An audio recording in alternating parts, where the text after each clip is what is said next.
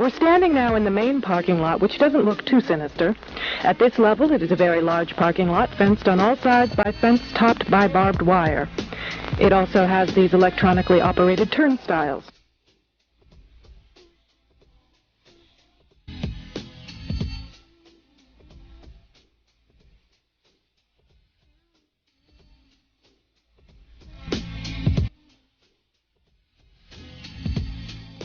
All of these apparent security measures are particularly unusual here because this is a very low crime area and this facility is nothing but an old train repair station with nothing in it worth stealing.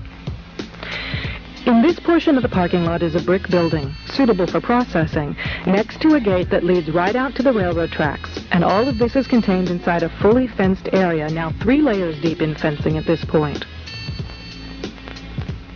This U.S. Air Force train indicates federal and military involvement. Facing the opposite direction, you can see that this area, too, is a very large fenced area with railroad track running the length of the fence and plenty of warehouses.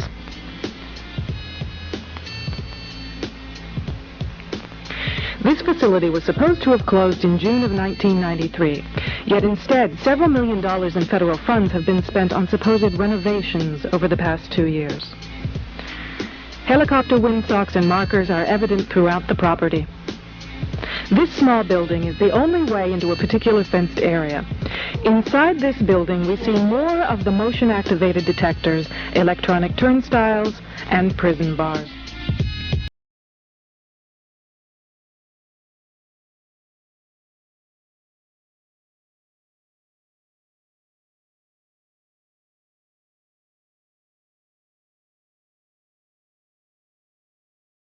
All of the renovations to this property have involved putting in new fencing, electronic turnstiles, concrete flooring in unused warehouse buildings, and putting in large gas furnaces on buildings that were never heated any time in the past 20 years.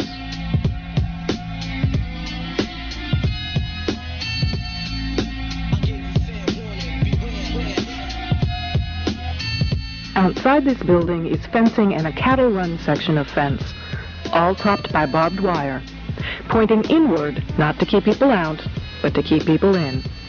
Inside the fenced area on the other side of the building, you'll see signs that say Red Zone, right up next to the railroad tracks that run the length of the fenced area.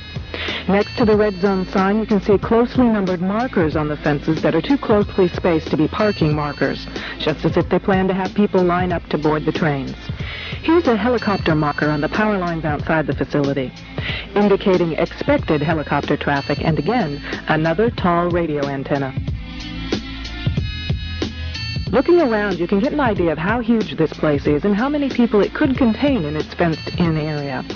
In yet another fenced area, we see a large warehouse building at the end, with the electronic turnstiles in front of it. The building is one that has a new concrete floor.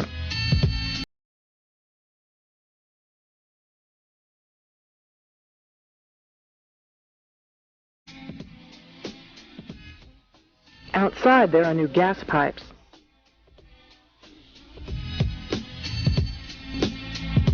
The gas lines and gas pipes at the facility run the length of the building.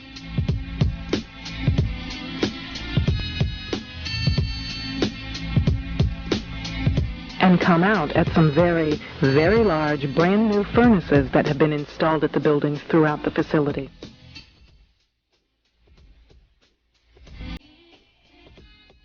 Inside the facility, we found large fenced-in areas next to the railroad tracks marked Green Zone and Blue Zone, suitable for holding a lot of people. Many of the old warehouse buildings have had new concrete floors put into them. Unused sections of railroad track have been dug up and replaced, and from the supplies in the stockyards, it is obvious they will be doing even more construction and fencing.